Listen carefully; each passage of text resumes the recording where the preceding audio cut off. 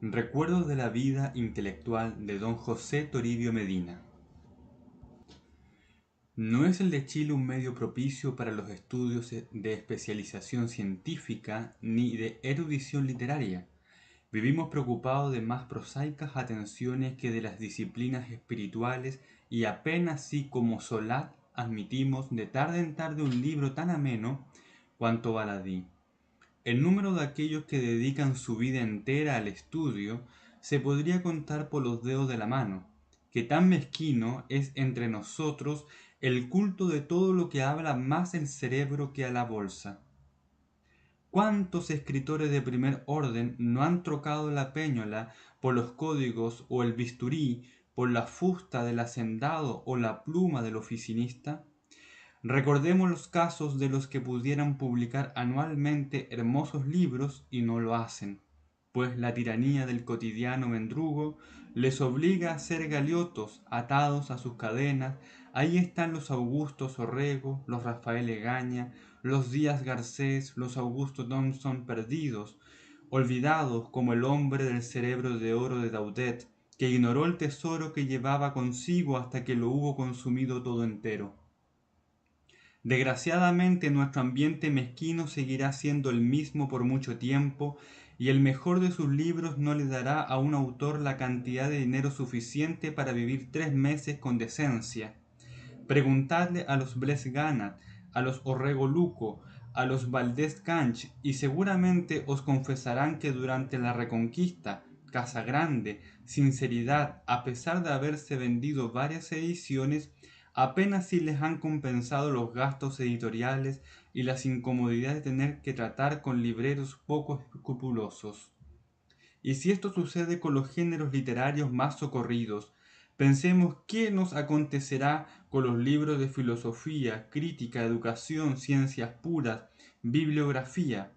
El caso de don José Toribio Medina, como los de Taller, Ojeda, Guevara, Lenz, Román, Hansen, Salas Errázuriz son ejemplos elocuentes. 42 años consecutivos de labor y un centenar de obras no le bastan para ser tenido en Chile en lo que se merece.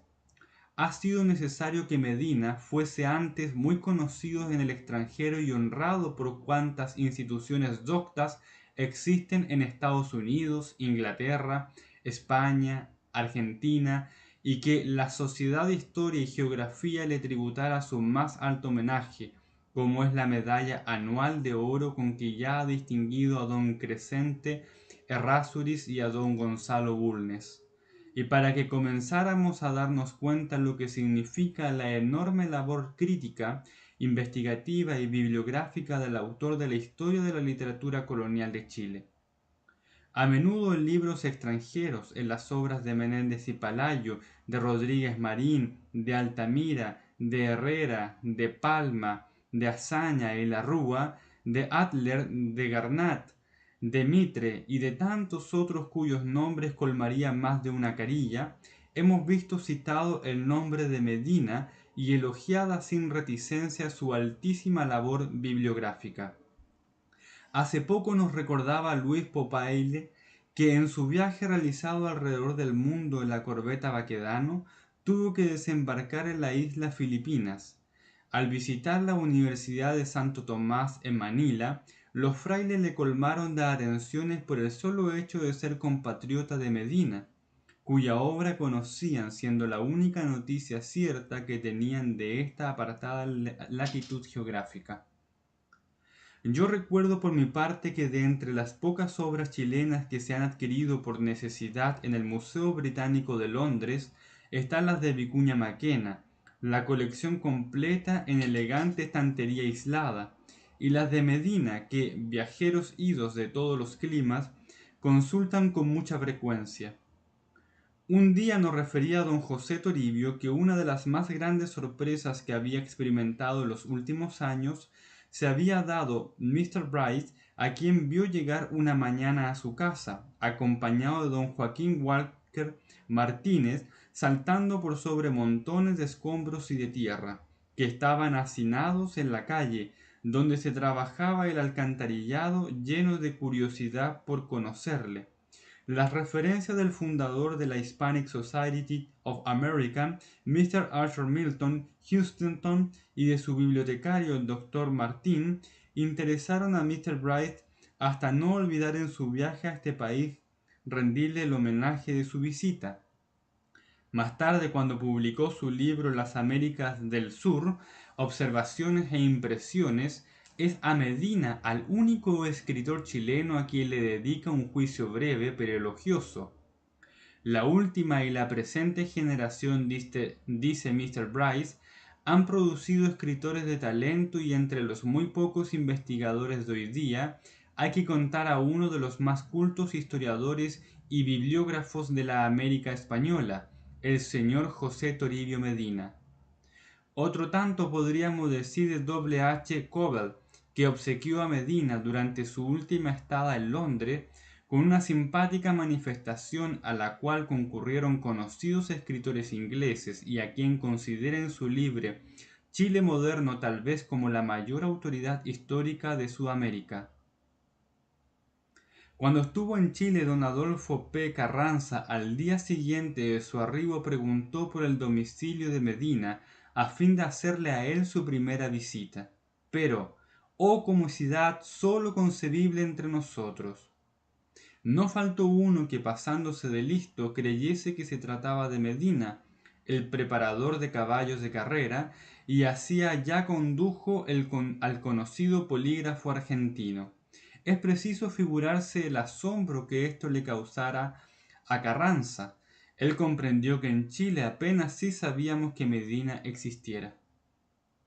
¿Y qué decir también de las distinciones con que le han demostrado el aprecio en que tiene su obra todos los bibliógrafos y eruditos que concurrieron al 17º Congreso Americanista del Centenario en Buenos Aires? ¿Qué agregar también del 18º Congreso de Londres, donde el discurso inaugural de don Samuel A. Lafone y Quevedo se redujo casi exclusivamente al elogio de la obra de Medina?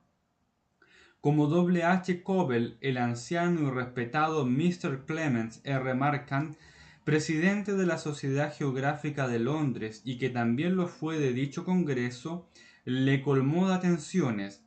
Markham, que había estado en Chile en 1877, nos decía el señor Medina, nos preguntaba con gran interés por las personas que en ese entonces conoció entre nosotros y de quienes no pude darle noticias, pues solamente he conocido a los nietos.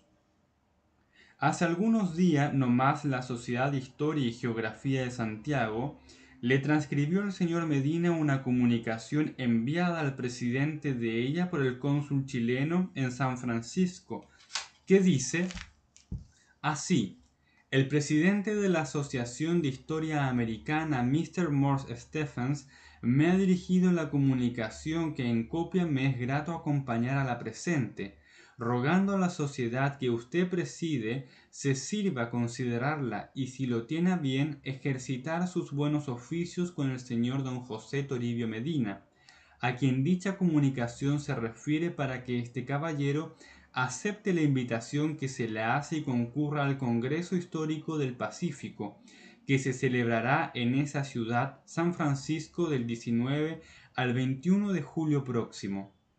El profesor señor Stephen está vivamente interesado en contar con la cooperación del señor Medina en el citado Congreso, etc.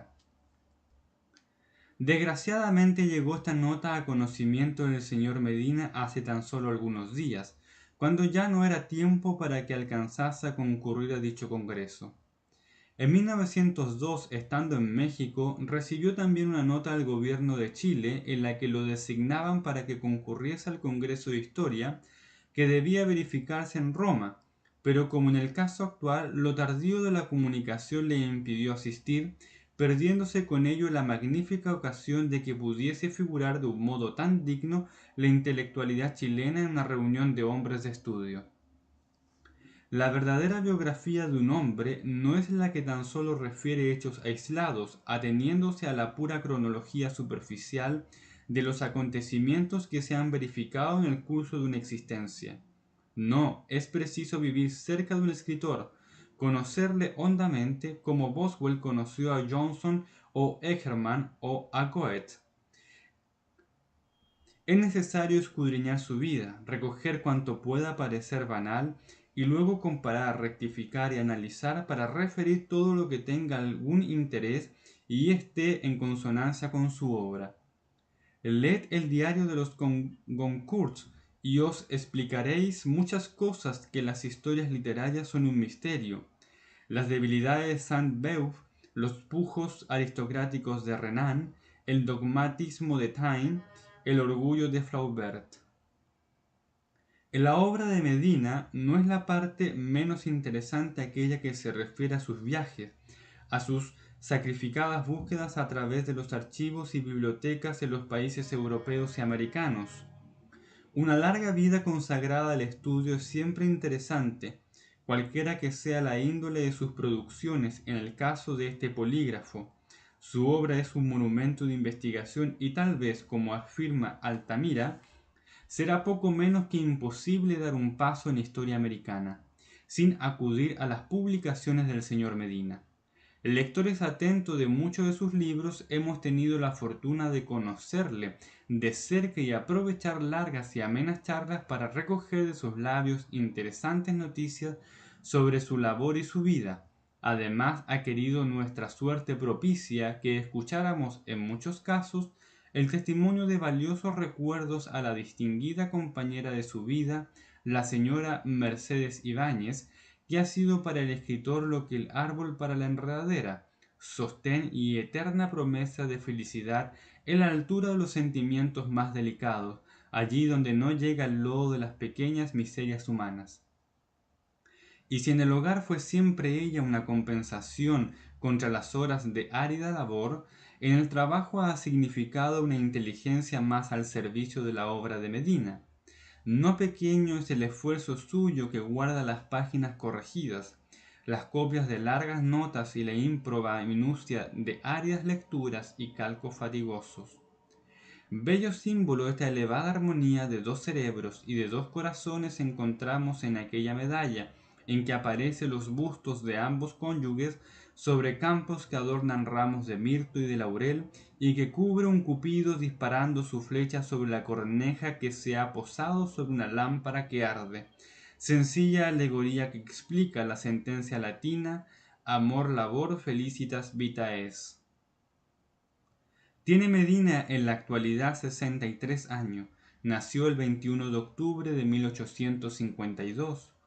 La historia de su juventud es breve, como la de cualquier hombre estudioso, que desde su más tierna niñez ha vivido en el comercio activo del libro. De sus días de estudiante universitario conserva vivo el recuerdo de una anécdota sabrosísima. Él y su amigo muy estimado Hermógenes Donoso habían hecho la licenciatura en Derecho. Debiendo presentar ambos la memoria correspondiente, Medina tenía escrito un largo trabajo de investigación sobre el vocablo fósil aplicado a la jurisprudencia, pero quiso la mala fortuna que a su padre, magistrado recto e inflexible, no le agradara mucho el asunto, viéndose obligado a redactar una segunda memoria, si de la donación es un acto o un contrato. Presentada ésta a la universidad, le obsequió la primera a su amigo, y cuánta no sería la sorpresa de su padre al saber que a la memoria enviada por Donoso como propia se la había considerado sobresaliente, acordando el consejo de instrucción que fuese publicada en los anales de la universidad. Jamás fue su padre, don José del Pilar Medina, hombre partidario de que se hiciera una profesión de las bellas letras. A pesar de haber rimado el hermoso verso, nunca miró con buenos ojos las inclinaciones intelectuales de su primogénito. Tú no tienes fortuna, le recordaba a menudo, y necesitas ganarla. No debes dedicarte a la literatura. Solo tienes ante tu porvenir un doble camino, tu profesión y la política. Mosbarista por tradición, su padre contaba en aquel partido con amigos tan numerosos cuanto leales. Un día me ofrecieron, nos dice don José Toribio, la secretaría del partido, siendo aún muy joven. En 2 ocasiones rehusé la oferta para ser diputado. Ya tenía la firme resolución tomada de consagrar mis esfuerzos en otro campo que podría tener mayor utilidad nacional. Transcurrieron más de 2 años después de recibir su título. En los momentos que le deja libre su profesión, se dedica a leer con vivo interés la historia de Chile. Son los antiguos cronistas de los primeros años de la conquista los que más excitan su interés y comienzan a despertar en él al historiador que aguarda su hora para revelarse. También las bellas letras no le son indiferentes, pues traduce con primoroso cuidado la Evangelina de Longfellow y escribe interesantes estudios sobre literatura, entomología y folclore, unos apuntes para un juicio sobre la novela de Jorge Isaac, unas notas sobre los insectos enemigos en Chile y sobre los motivos para la fundación de una sociedad entomológica nacional y curiosas noticias sobre el Piuchén, el popular mito chileno. 2 años apenas hacía que se había recibido de abogado cuando fue nombrado secretario de legación en Lima, siendo allí ministro don Joaquín Godoy. Nunca pudo recibir un mejor estímulo su espíritu inquieto de estudioso que comenzaba a iniciarse en las disciplinas de la investigación. Cerca de Ricardo Palma, a quien le liga desde entonces una franca amistad, y del erudito don Francisco de Paula González, director por aquellos años de la Biblioteca Nacional, vivió áridas horas de estudio entre los manuscritos y los legajos de los archivos limeños. En Lima, recuerda Medina, comenzó ya a interesarme seriamente el estudio de Ercilla, desde aquellos días hasta hace pocos años en que realicé mis deseos de comenzar a publicar mi obra sobre el poeta de la Araucana. Acaricié aquel proyecto que espero en breve ver coronado después de áridos estudios y enormes dificultades. En efecto, si revisamos la bibliografía de las obras publicadas en Lima por Medina, encontraremos 2 estudios interesantísimos sobre el amor en la Araucana y Ercilla juzgado por la Araucana, que aparecieron en el Correo del Perú.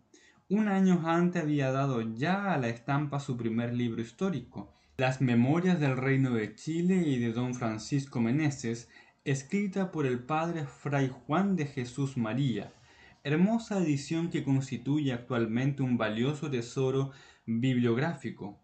Sirvió al señor Medina para publicar la presente obra, escribe su biógrafo don Víctor M. Chiapa, un manuscrito que le obsequió don Manuel de Mendiburu, autor del erudito Diccionario Histórico y Biográfico del Perú, el cual donó él enseguida a la Biblioteca Nacional de Santiago.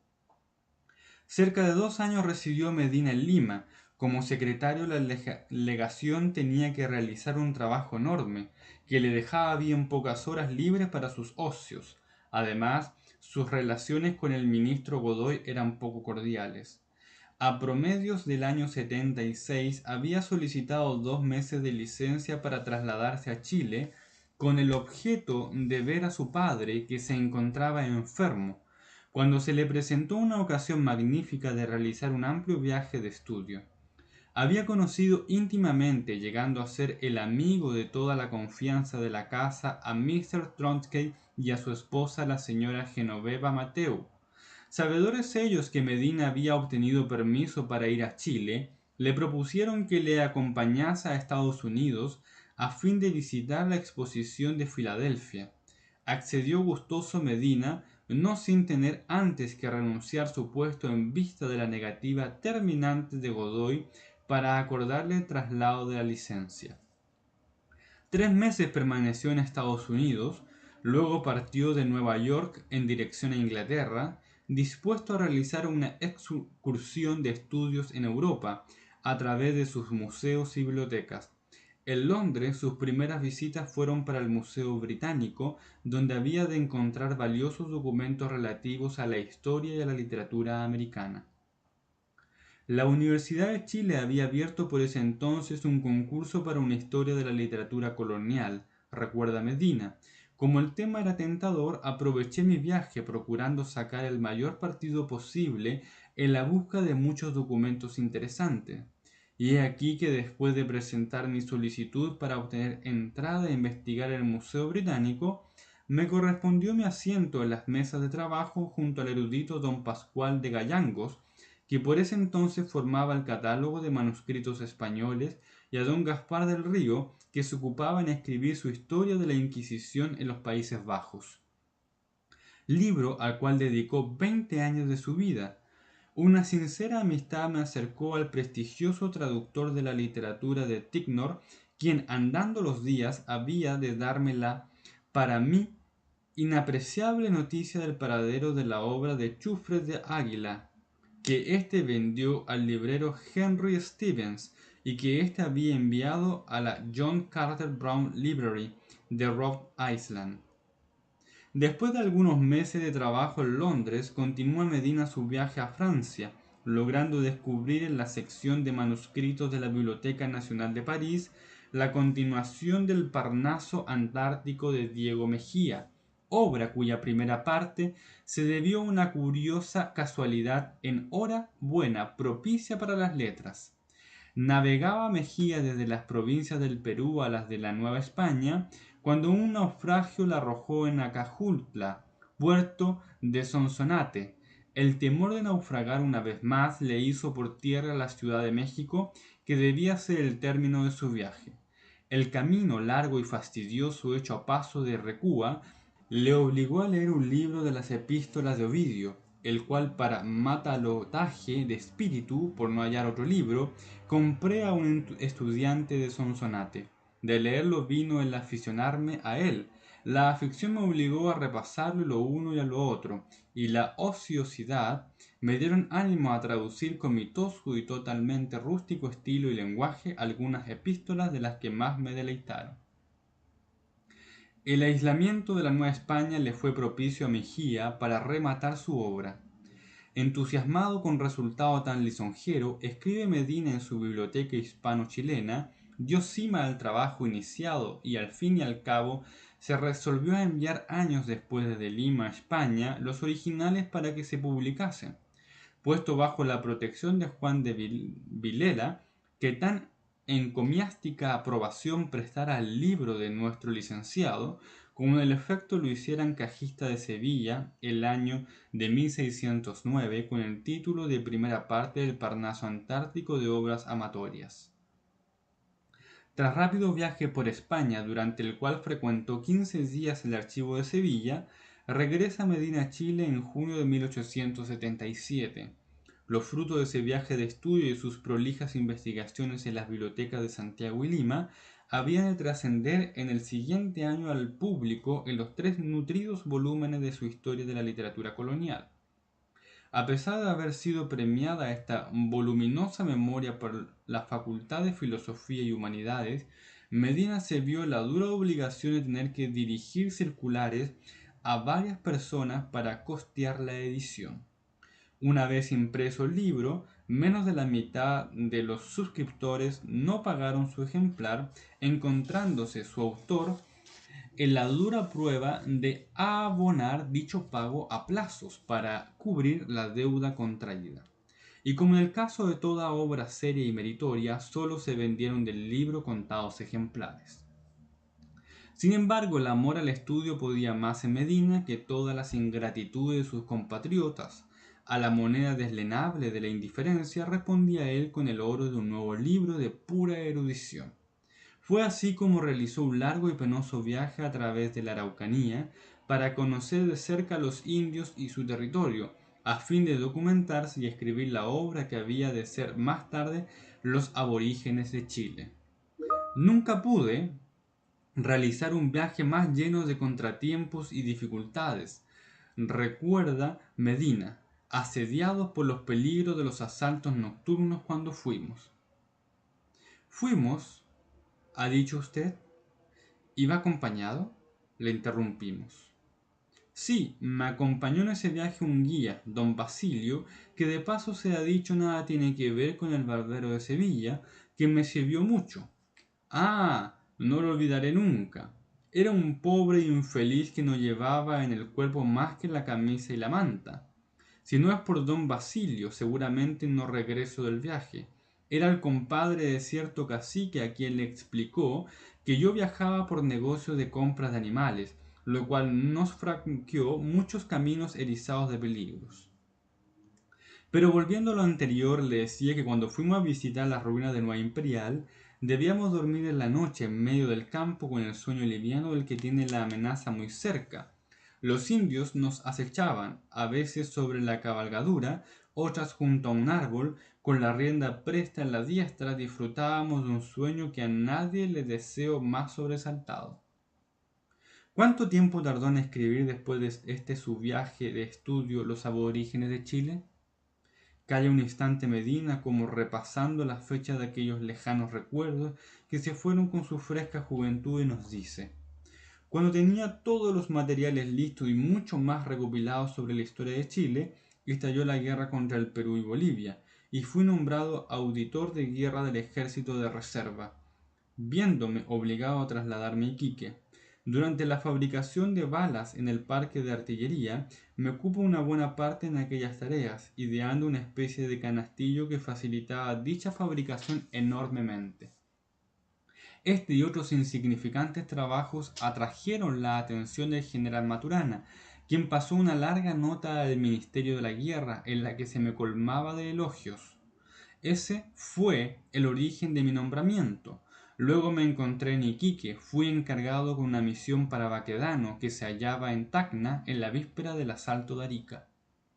Consistió dicha misión en comunicarle a Baquedano que intentara realizar un ataque combinado con el ejército de Villagrán.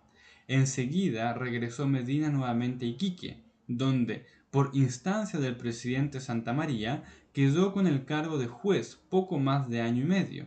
De su estada en el norte solo conserva el recuerdo trágico de haberle tocado condenar al primero que fusilaron. Entretanto, sus estudios habían sido interrumpidos. Sin embargo, el haber tenido que practicar una visita judicial en la provincia de Tarapacá le permitió estudiar los vastos territorios del norte, hasta que ese entonces casi inexplorados, realizando algunos descubrimientos valiosos, entre los cuales cuenta el de algunos huesos dispersos de un megaterio, diverso del que ha descrito Cuvier. El doctor Philippi dedicó esta especie a su descubridor. Ya años anteriores había dado su nombre a una especie de díptero nueva para la ciencia, el Congraphora medinae, cuya monografía fue enviada al Congreso Internacional de Ciencia y Geografía de París. No era, pues, Medina un simple estudioso enamorado de la historia por ese entonces. Su maciza cultura científica le encaminaba por derroteros en aquellos años muy poco socorridos y le iría a servir más tarde en sus deducciones históricas como a Taine y a Bucle sus estudios antropológicos. ¿Acaso no hay mucho de verdad en aquello de Guerra Junqueiro, de que la historia no es más que una larga experimentación zoológica y que los fenómenos humanos pueden y deben ser estudiados como las variaciones botánicas? Y Medina, antes de darse por entero a las disciplinas históricas, gustó mucho de los estudios de las ciencias naturales y de la astronomía. Siendo juez en Iquique, había tenido la fortuna de conocer muy de cerca a don Patricio Lynch, quien, a su regreso de Lima y al ser enviado a España como ministro plenipotenciario, le pidió al presidente Santamaría nombrar a Medina secretario de la legación, nombramiento que tardó algunos días en extenderse, pues el presidente deseaba colocar en ese cargo a Bruno Larraín Barra, el malogrado autor de Hipatia. Era por ese entonces España para Medina el Sanctam Sanctorum, donde había de encontrar millones de documentos necesarísimos para los estudios que tenía en preparación. Un viaje a la península cifraba tal vez para él la realización de muchos proyectos largamente madurados. En los archivos españoles se conservaban casi vírgenes los mejores papeles relativos a la historia americana. El gobierno quiso contribuir positivamente a la labor que iba a realizar el escritor, concediéndole una suma de dinero, 2.000 pesos, destinada a hacer sacar copias de aquellos documentos de la historia de Chile que no existiesen en la biblioteca de Santiago. 365 volúmenes de 500 hojas fueron el resultado de mi labor investigadora y documental en la península, nos dice Medina, copiado de los legajos, libros y demás documentos existentes en los archivos y bibliotecas españolas. Trabajó infatigablemente en el Archivo de Indias, cuyos 25.000 legajos demandarían un cuarto de siglo para ser examinados someramente.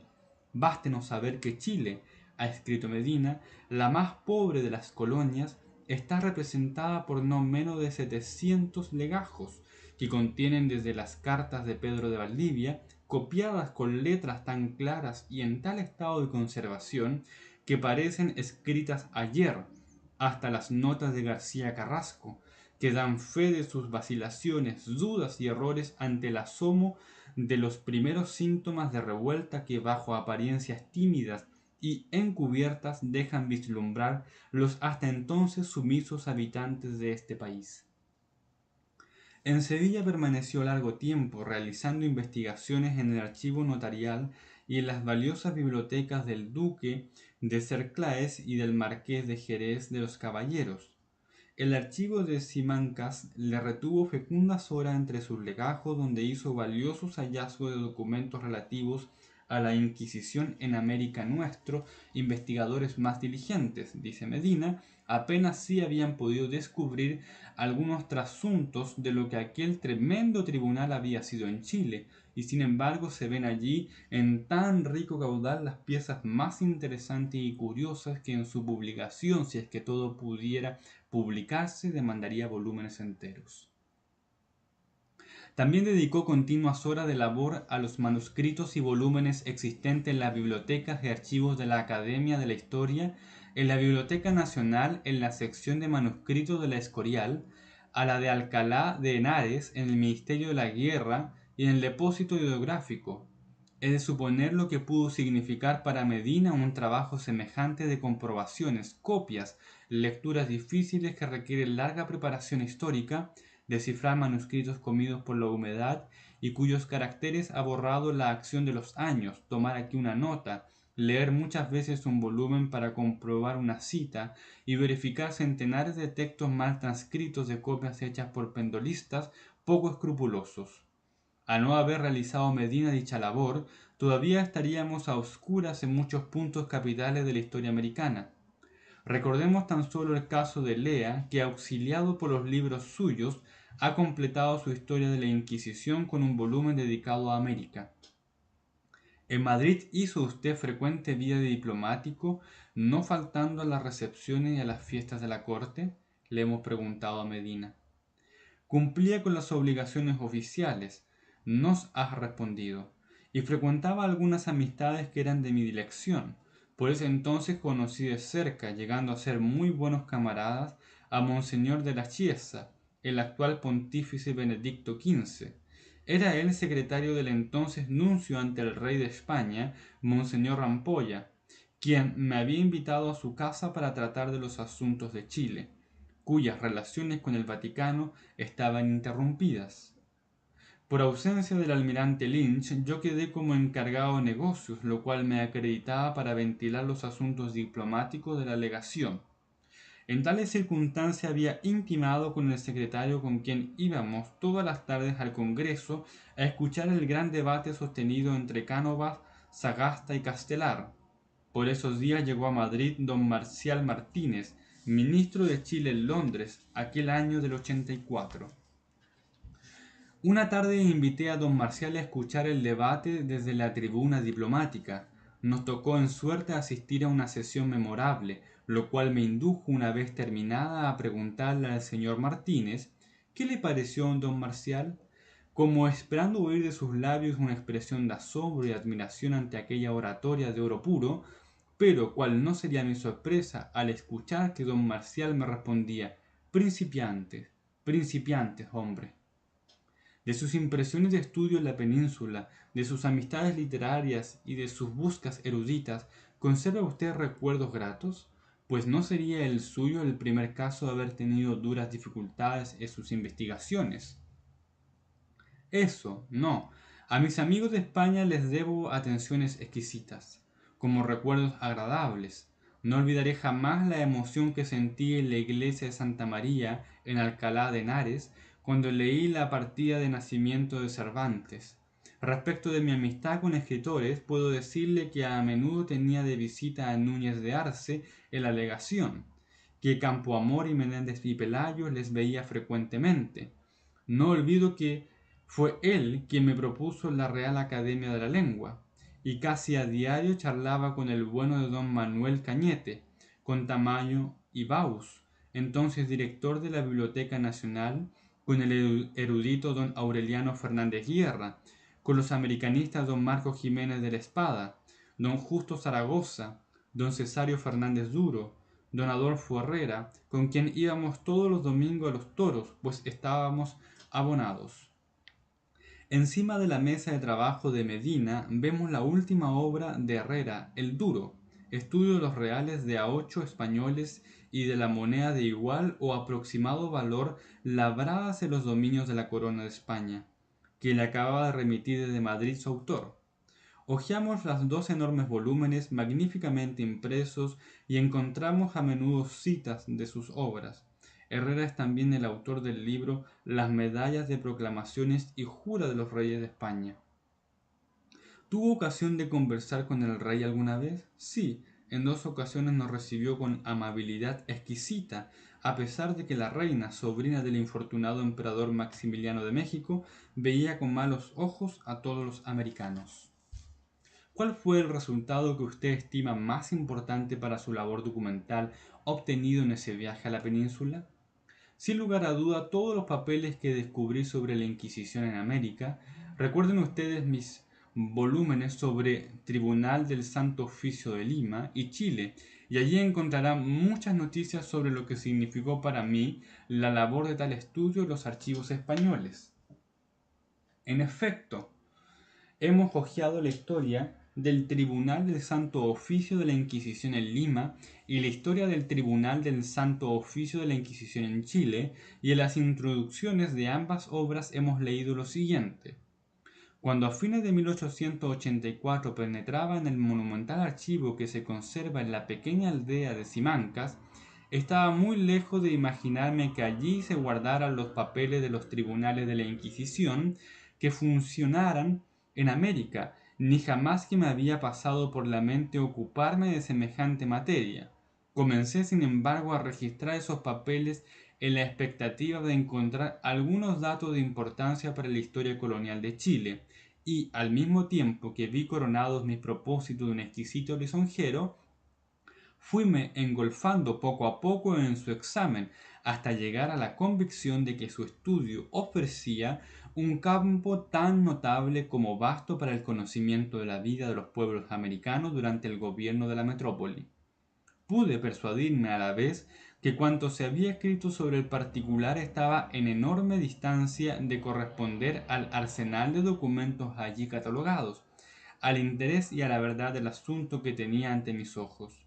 Estos materiales, documentos para el Tribunal del Santo Oficio en Chile, existían sin embargo enterrados en oscuro aposento, el cubo de la Inquisición, del monumental archivo de España establecido en el castillo de Simancas, y con ellos a la vista hemos de proceder a relacionar las causas de la fe que se desarrollaron en Chile.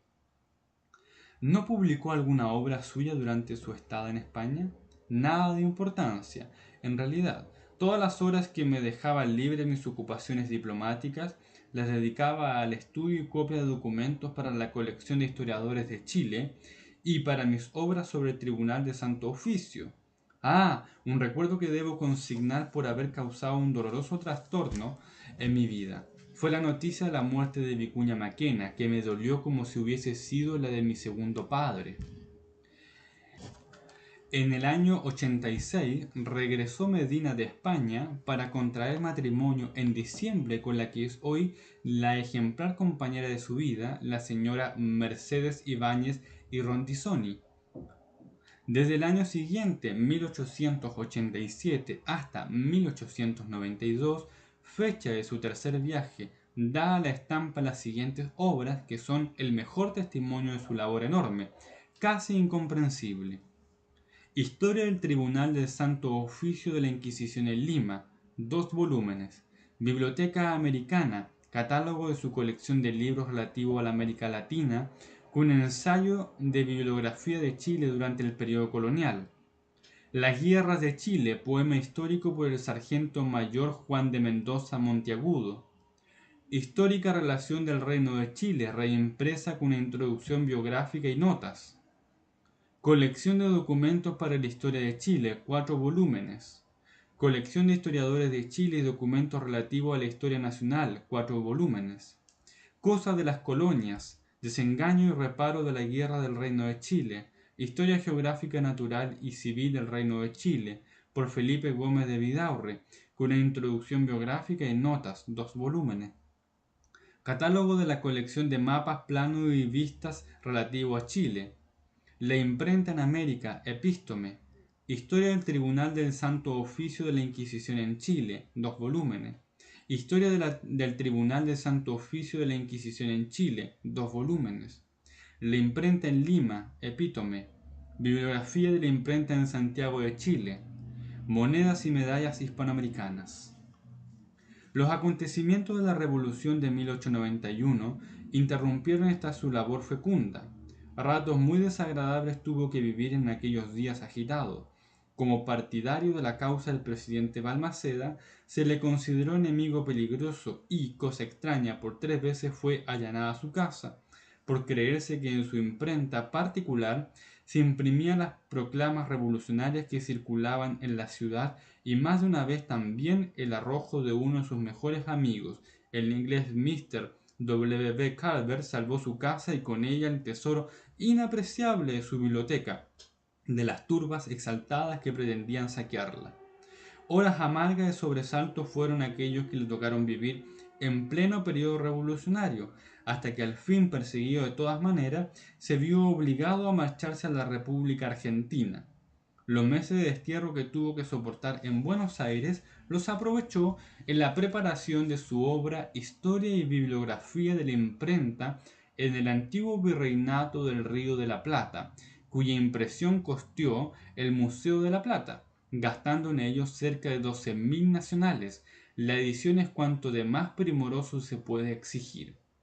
Los pliegos de esta obra pasaron 5 veces por las prensas, empleándose en sus estampas 4 procedimientos: grabado en madera, algunos retratos, sincografía, láminas de impresos, litografía, facsímiles, fototipia y láminas mayores. ¿Cuánto tiempo alcanzó a permanecer en Buenos Aires? Solo 8 meses, desde marzo a octubre del 92.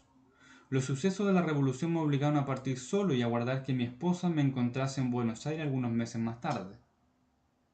Ya contaría usted con muchas relaciones intelectuales en la vecina república debidas a sus obras. A Mitre le conocía bastante. Me ligó a él una de esas amistades que perduran a través del tiempo. Cuántas atenciones exquisitas le debimos mi mujer y yo. Casi a diario tenían ocasión de encontrarme con él en su biblioteca. Por ese entonces estaba ardientemente ocupado en su traducción del Dante. También fui amigo muy de cerca con los Carranzas, hombres de mucha cultura y de una bondad imponderable para conmigo. Como de improviso corta Medina la hilación de su discurso, piensa un instante, se sonríe sabrosamente y nos dice: le voy a contar algunas anécdotas muy divertidas de un amigo muy íntimo que tuve por ese entonces en Buenos Aires y que era un bibliógrafo, más bien debería decir un bibliómano, consumado. Tanto fue su amor por los libros que en él se confundía sin reparo con la cleptomanía. Y va de cuento, un día solicitó permiso para visitar la valiosa biblioteca de los franciscanos de Córdoba. Como en el convento no ignoraban del todo las aficiones de mi amigo, le concedieron dicho permiso, pero no sin antes ordenarle a un lego que no le abandonase un instante. Mirando por aquí en los anaqueles y buscando, vio en un rincón hasta 5 ejemplares del primer libro impreso en la Argentina, las Laudationes Quinquue, de Bernabé Echenique, en honor de Duarte Quirós, publicado en Córdoba de Tucumán en 1766. Para un bibliógrafo como mi amigo, este hallazgo era inapreciable. Él pensó cómo obtener un ejemplar. Caviló un instante y recurrió a una treta ingeniosísima. Cuando estaba más descuidado el lego, pero no le perdía pisada, fingió un desmayo y cayó redondo al suelo. El lego, al ver esto, dio voces de socorro y corrió disparado al aviso. Tranquilamente mi amigo tomó los 5 ejemplares y los colocó en los bolsillos especiales que tenía en su sobretodo para tal objeto. Más tarde le obsequió uno de estos al general Mitre, quien a su vez me lo regaló a mí y que es el que tengo ahora en mi biblioteca. Deliciosa la anécdota, alcanzamos a decir cuando Medina nos replica: oiga usted, otra no menos sabrosa. Supo mi amigo que iban en viaje a Roma algunos frailes franciscanos del convento de Ocopa, Bolivia, llevando un magnífico cargamento de libros raros. Saberlo y trasladarse a Salta todo fue uno. Por allí debían pasar los viajeros. El día de la llegada de estos se instaló con varios soldados en la plaza de Salta, no sin olvidar llevar antes numerosos perros bravos. En la tarde, cerca ya de la oración, los cencerros advirtieron a lo largo el paso de las recúas. Al desembocar las mulas en que cabalgaban los frailes, llevando su carga, fueron soltados los mastines y se dispararon algunas armas de fuego. El susto y la confusión lo desbarataron todo, rodaron los sacos por el suelo, huyeron sus dueños y los libros quedaron en poder del interesado.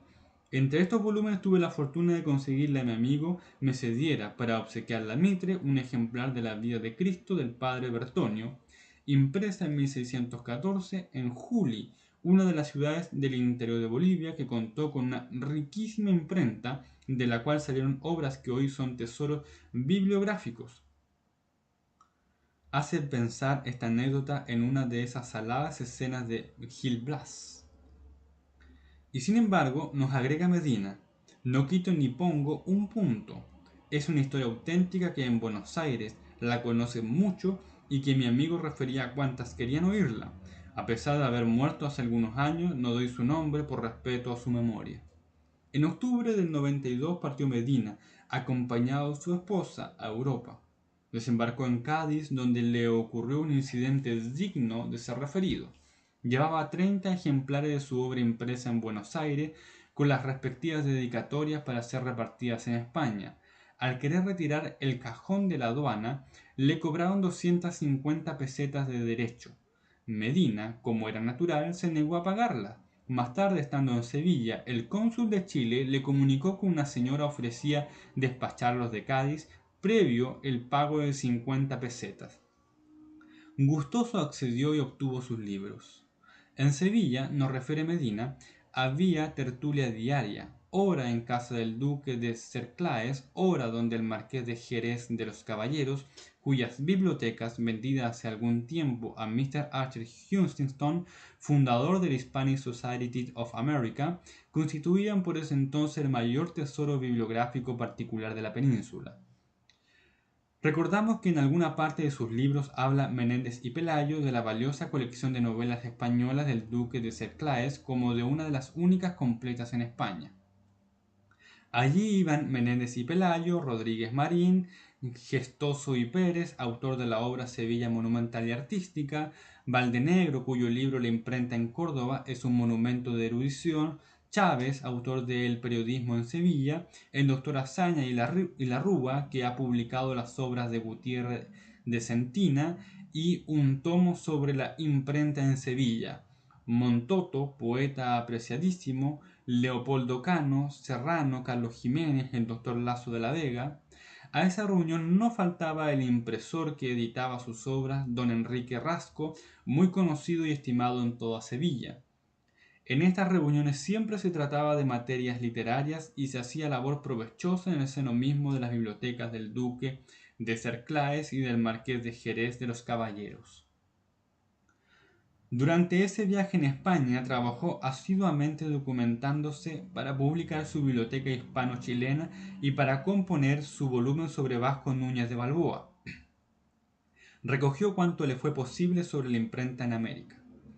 Dio a la estampa su descubrimiento del río de las Amazonas, publicado en lujosa edición a expensas del duque de Cerclaes, y dedicó también a él. El archivo de Indias le vio a diario aguardando sus horas de acceso para dedicarse a la obra de compulsar toda clase de manuscritos y documentos, pagando a peso de oro a los copistas los trabajos que necesitaba traer consigo a Chile. Publicó además en España una nota bibliográfica sobre un libro impreso en Macao en 1590, La doctrina cristiana y catecismo del padre Luis de Valdivia, un brevísimo epítome de la imprenta en Manila, una linda pequeña edición de un catálogo de libros españoles cuya descripción bibliográfica solicita JTM. Muchas dificultades encontró para su labor en los archivos españoles. Recordamos los casos de numerosas investigaciones extranjeros que, habiendo ido a trabajar a España en eruditas buscas bibliográficas, se vieron obligados a desistir de sus empeños ante los inconvenientes que encontraban por doquiera en sus labores.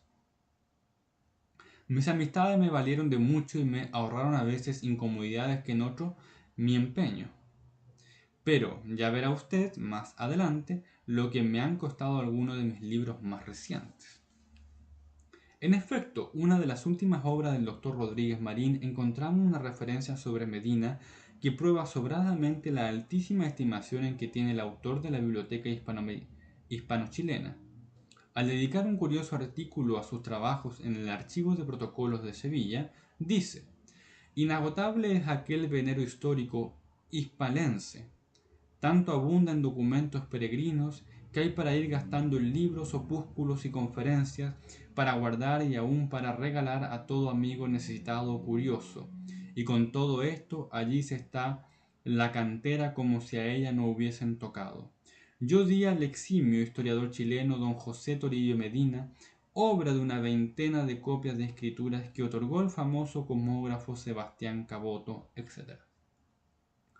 En 1896 regresó Medina a Chile. Cerca de 4 años había permanecido en la península, enteramente dedicado a sus labores bibliográficas. 7 residía en Chile antes de emprender el mayor de sus viajes para documentarse y componer sus libros sobre la imprenta en América. Durante esos años publica más de 78 volúmenes que representan el resultado de todas sus búsquedas. Muchos de esos libros son publicaciones de documentos anotados sobre la historia de Chile, otros volúmenes bibliográficos críticos y no pocas obras de historia y de erudición. Trabajo abrumador, digno de un docto benedictino que sólo compartiese sus horas de labor entre el brevario y la mesa de redacción.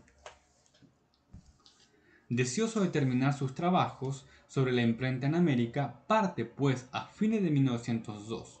Todo el material que había recogido en Europa era aún insignificante. Necesitaba ir de ciudad en ciudad y de biblioteca en biblioteca en América para visitar cada lugar donde hubiese funcionado imprenta durante la colonia: Lima, Guatemala, México. La ciudad de los virreyes era el primer alto en su peregrinación de estudio. Ricardo Palma, a quien le ligaba una sincera amistad desde su primera estada en Lima, cuando Medina fue testigo de su boda, le acoge dándole toda clase de facilidades, y aun cuando no había olvidado que los soldados chilenos, vencedores del 79, le habían saqueado su casa de Barranco. Poco más de 3 meses se detuvo en Lima, dejando terminada la documentación para sus volúmenes La imprenta en Lima. Continuó un viaje a Guatemala, en donde estuvo cerca de 60 días.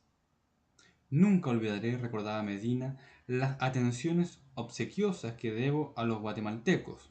Mi sala de trabajo era la Corte Suprema y a un paso el cuartel de policía, donde fusilaban a diario.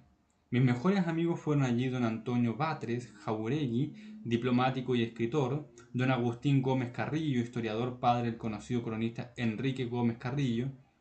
Un día el presidente Estrada Cabrera me hizo anunciar que me recibiría en audiencia, pero, oportunamente aconsejado por un benévolo amigo, desistí de la visita. Mi amigo me advirtió que en la sala presidencial donde debía ser recibido había 2 cortinas y tras ella varios oficiales con revólver amartillado, presto para disparar sobre la visita si ésta hacía un movimiento que se pudiese considerar sospechoso. He aquí la razón por qué no le hice la visita de rigor a pesar de serle deudor de delicadas atenciones. Creo poderle explicar lo que era por ese entonces aquella república, con decirle que para abandonar Guatemala se necesitaba autorización del ministro del Interior y para embarcarse en San José un telegrama del presidente de la República, de lo cual no se exceptuaban ni los ministros diplomáticos, como puede corroborarlo Beltrán Mateu. Olvidaba decir que en Guatemala tuve la fortuna de encontrarme con un letrado muy inteligente, don Ramón Salazar, autor de una historia del desenvolvimiento intelectual de Guatemala. ¿Tiene que decir otro tanto de México? No, en ningún caso. Por la inversa, todo fue aquí atención y gentileza. Desembarcamos en el puerto de Salinas Cruz, mi esposa y yo, y encontramos desde el primer instante personas amabilísimas que tenían noticia de nuestro arribo.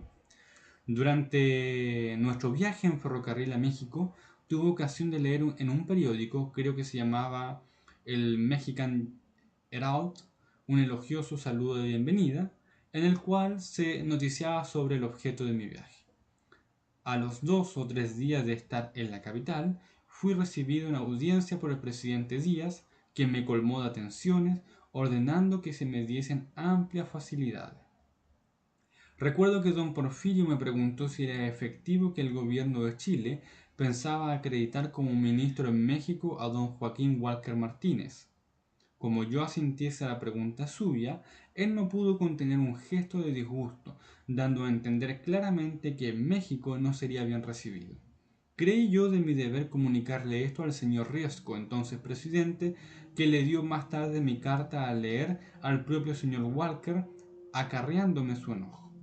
Yo no había hecho otra cosa que prevenir al gobierno chileno y al señor Walker para que se evitaran malos ratos y posibles complicaciones.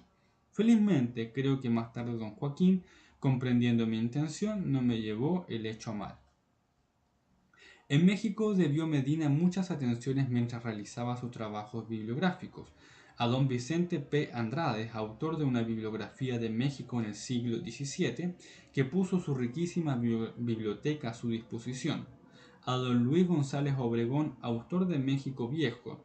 Al licenciado Genaro García, investigador eruditísimo, editor e ilustrador de las obras de Bernal Díaz del Castillo, para quien le obtuvo una copia del retrato que exige en Guatemala, al doctor don Nicolás León, gran arqueólogo y bibliógrafo, a don Joaquín Casasus, diplomático y poeta, buen traductor de los poetas latinos, a don Amado Nervo, conocido además de sus volúmenes líricos por su curioso estudio sobre Sor Juana Inés de la Cruz, a don José María de Agreda y Sánchez, segundo director de la Biblioteca Nacional y poseedor de la más rica biblioteca mexicana que existe en cuanto a obras raras, al licenciado Chavero, diplomático y escritor.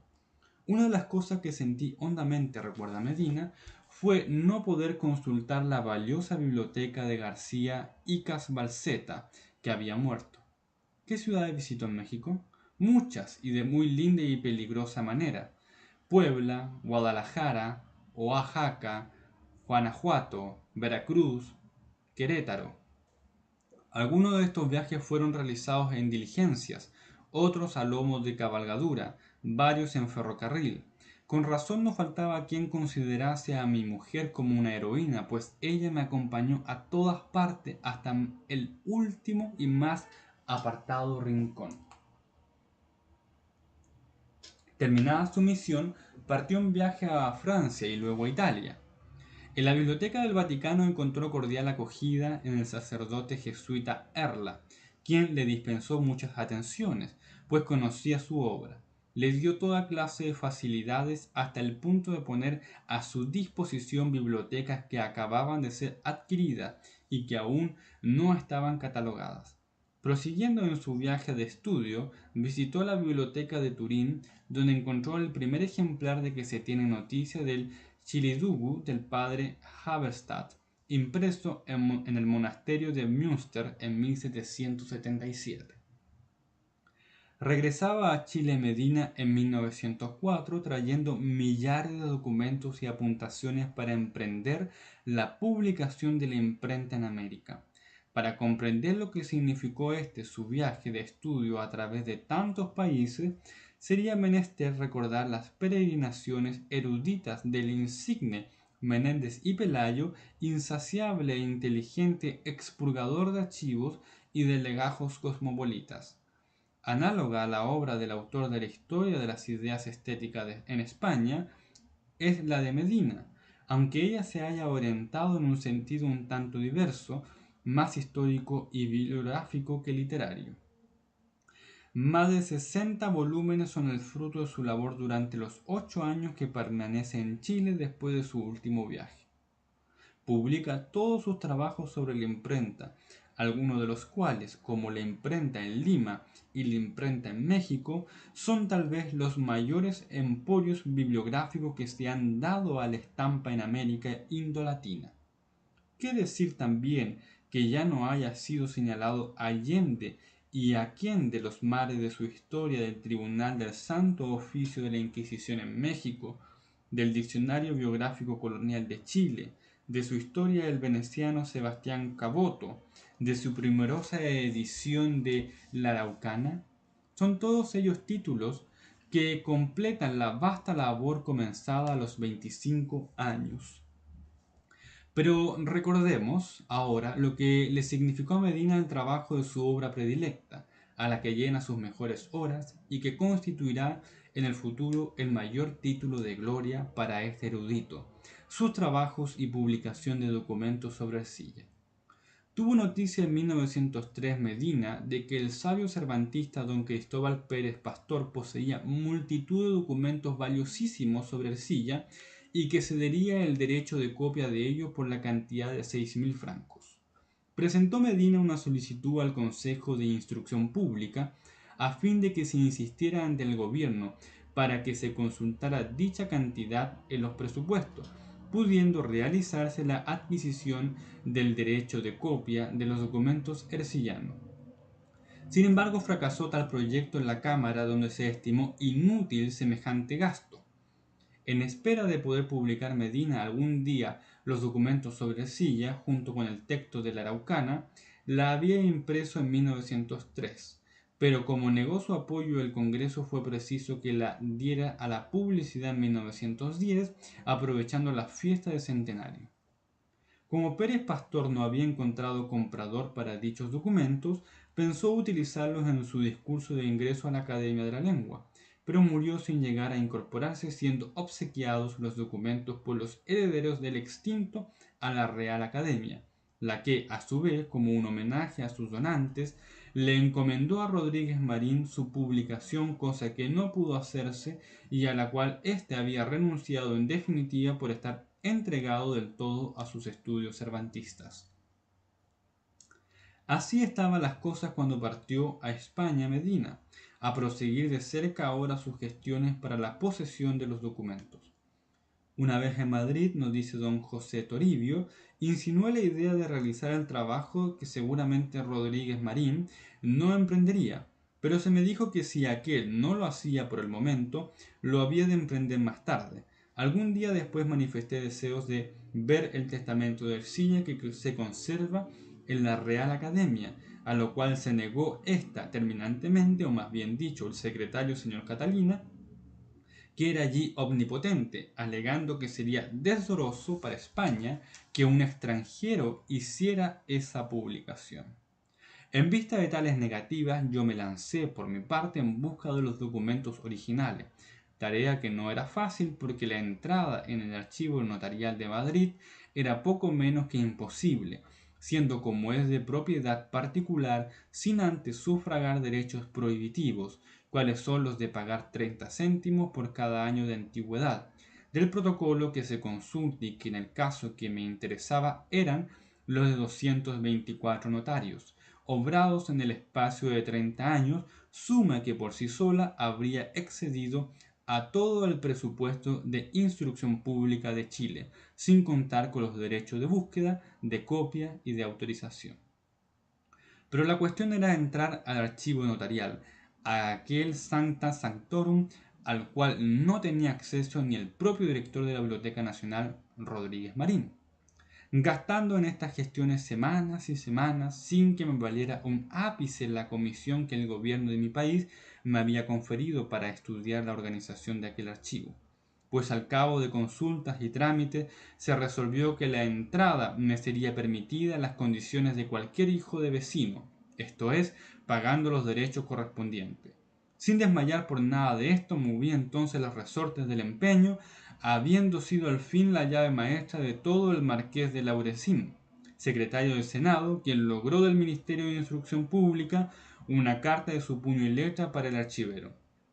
Quedaba por doblegar la voluntad del encargado del archivo, sargento de caballería y hombre listísimo que, en previsión de que se le asaltara, tuvo la precaución de colocarse revólver al cinto y hacerlo notar con cualquier pretexto. Entonces la tarea comenzó a facilitarse. Merced a recursos de ingenio a los que no menos eficaces del bolsillo y al cabo de 6 meses de labor diaria, se completó la obra de las copias para partir al día siguiente de Madrid en dirección a Chile.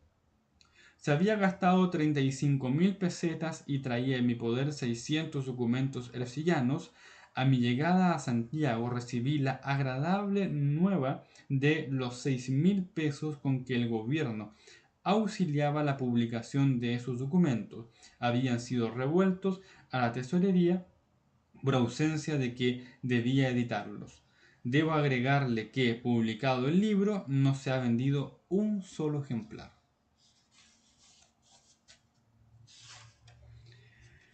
Mientras recordamos estas últimas palabras de Medina, pronunciadas con amargura como quien recuerda la conducta ingrata de un hijo, le decimos: pero en cambio no olvide usted que en España todo un marqués de Laurencín ha dicho a la Real Academia de la Lengua lo siguiente, en un informe elogiosísimo: no tendréis pues por exagerada, sí por gráfica y exacta mi afirmación de apellidar soberbio e imperecedero monumento erigido por los nobles a resto del ilustre publicista chileno a la memoria de Ercilla.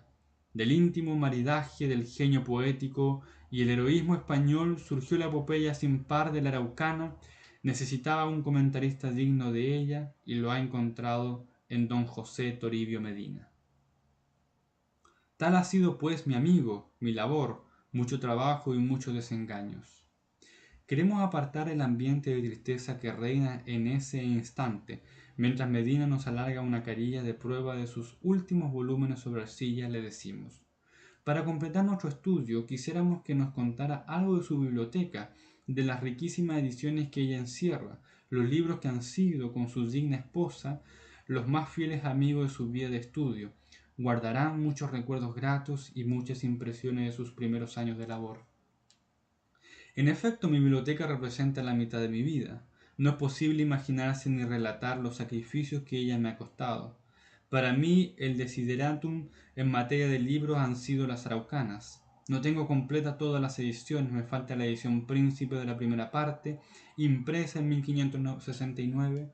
Sin embargo, pienso que pude obtenerla y me quedé sin ella. A mí fue a quien primero me ofreció en venta el ejemplar que poseía el librero don Mariano Murillo.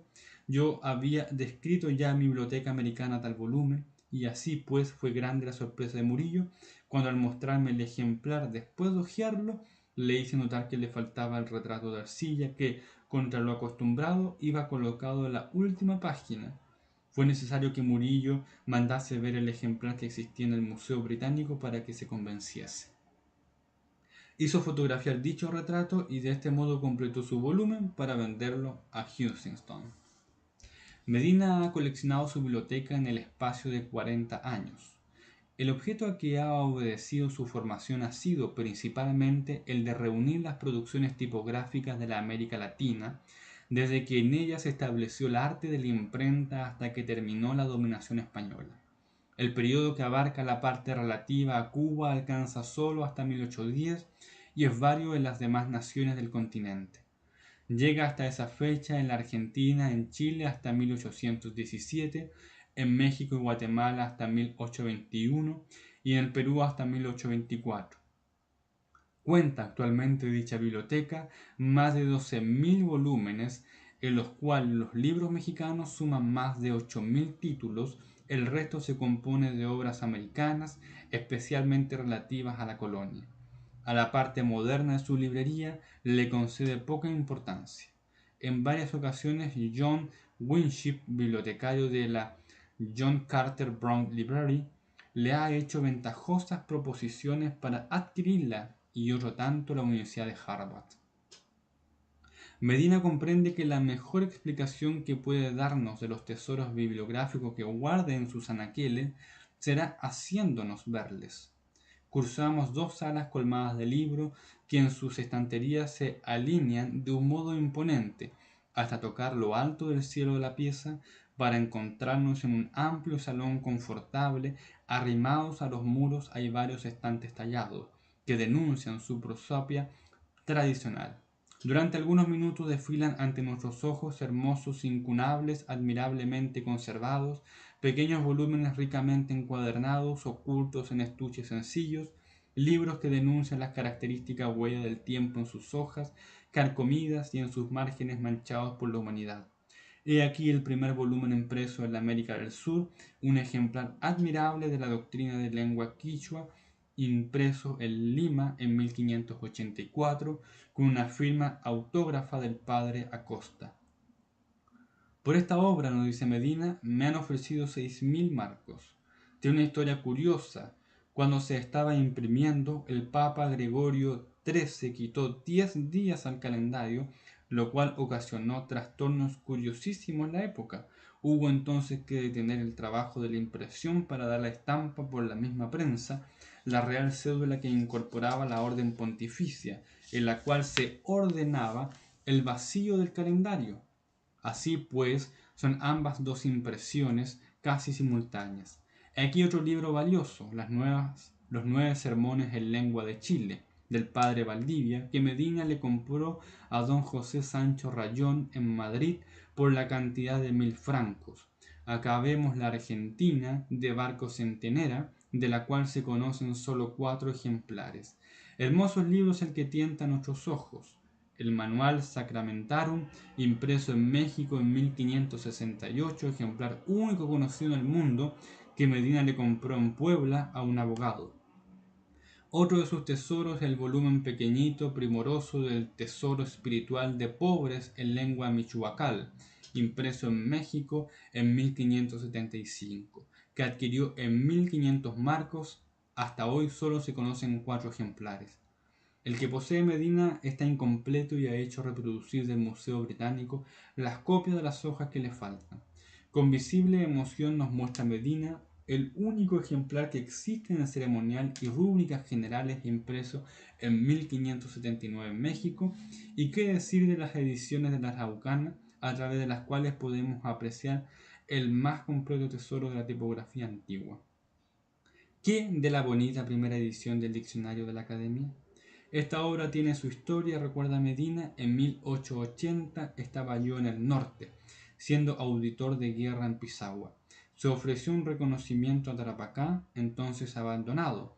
Nos guió la Iseca, el mismo que extravió a la expedición de Artiaga y que, para no ser menos, esta vez nos extravió también a nosotros. Desesperado me encontraba una tarde cesteando bajo un pimiento cuando acertó a pasar por allí un granadero que llevaba los 2 primeros tomos del diccionario.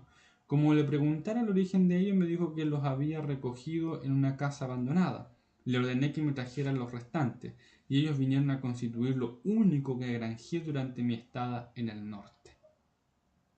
Muchas anécdotas sabrosas brotan en la charla. Como Medina tiene una memoria prodigiosa, no olvida ni los detalles de las cosas más lejanas. He aquí una de ellas que, por ser muy sabrosa y referirse indirectamente a Medina, relatamos con sus pelos y señales. Uno de los libros más escasos fue siempre La Ovandina de Mejía. En cierta ocasión el ministro de la Gobernación de Madrid expidió un decreto mandando que todos los libros existentes en los archivos y oficinas de las provincias fueran enviados a la Intendencia de la Metrópoli. Entre los primeros remitidos fue un ejemplar de La Ovandina que poco más tarde había de ir a pasar a poder del librero Murillo, quien a su vez lo trocó en la Academia de la Historia por otras obras. De allí lo sacó Barrantes, a título de ser compatriota del autor sobre el cual deseaba escribir un estudio.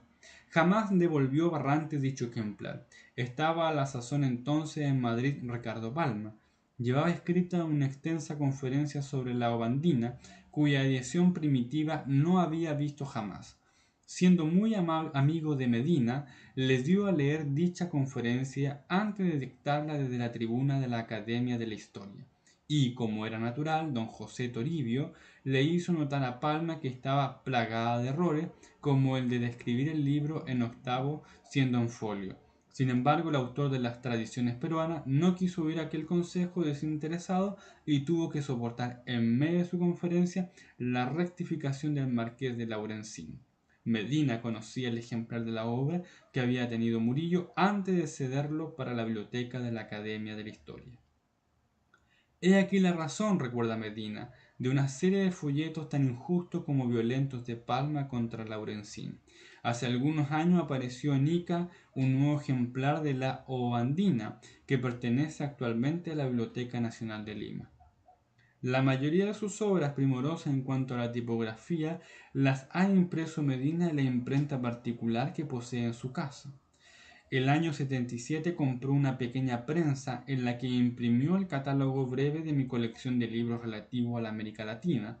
Más tarde, con la idea de dar a la estampa los documentos para la historia de Chile, hubo de cambiarse en un establecimiento formal que exigió la construcción de departamentos especiales y realizar el encargo de tipos y máquinas convenientes. Toda esta instalación fue vendida en 1891 cuando Medina tuvo que abandonar el país obligado por los acontecimientos revolucionarios. El año 95 instaló definitivamente otra imprenta que es la que posee en la actualidad. En este taller se han dado a la publicidad numerosos libros de amigos del autor: La física ilustrada de don Diego Antonio Torres, La historia de un polizón de Barros Gres, Los lepidópteros de Chile de don Guillermo Calvert, el tercer tomo de la crónica de 1810 de don Miguel Luis Amunátegui, encargada por don Domingo Amunátegui, Los naufragios en las costas de Chile de don Francisco Vidal Gormaz, La vida de Sarmiento de Guerra, Las relaciones geográficas de Chile de don Nicolás Enrique Reyes, Las voces usadas en Chile de don Aníbal Echeverría y Reyes, La guerra con España de Williams Rebolledo. A pesar de sus 63 años, Medina está en plena juventud espiritual. Es un hombre enérgico, seguro en sus movimientos, de fácil y fresca verba. Trabaja con la actividad de un mozo, no solo escribiendo y consultando los legajos de sus documentos, sino que los menudos menesteres de componer en las cajas de su imprenta e imprimir en la prensa. Actualmente tiene en preparación las siguientes obras, la mayor parte de ellas terminadas en sus manuscritos: los volúmenes tercero y cuarto sobre Silla y la Araucana, 3 comedias españolas sobre América que denuncian la influencia del poema El Sillesco, Hernando de Magallanes y la primera vuelta al mundo, monedas coloniales hispanoamericanas con la historia de las casas de monedas en que se acuñaron, monedas obsidionales, medallas del almirante Vernon con la historia de su expedición y ataque a Cartagena, Juan Fernández y el descubrimiento de las islas que llevan su nombre, historia de los reyes de España en América. Medina ha obtenido en el extranjero los mayores honores a que puede aspirar un erudito. Es miembro de la Real Academia de la Lengua, de la Real Academia de la Historia, del Instituto Geográfico Argentino, de la Real Academia Sevillana de Buenas Letras, de la Sociedad Geográfica de la Paz, del The Historical Society of England, de la Academia Nacional de la Historia de Bogotá, de la Hispanic Society of America, de la American Antiquarian Society, de Bibliographic Society of America y de la Sociedad Científica Argentina. Tal ha sido la vida y la obra de este erudito infatigable que prolonga una eterna juventud espiritual. Tal vez el más afortunado que Juan Ponce de León descubrió en alguna de sus sacrificadas peregrinaciones la fuente de Juvencio y en ella bebió el agua de la felicidad.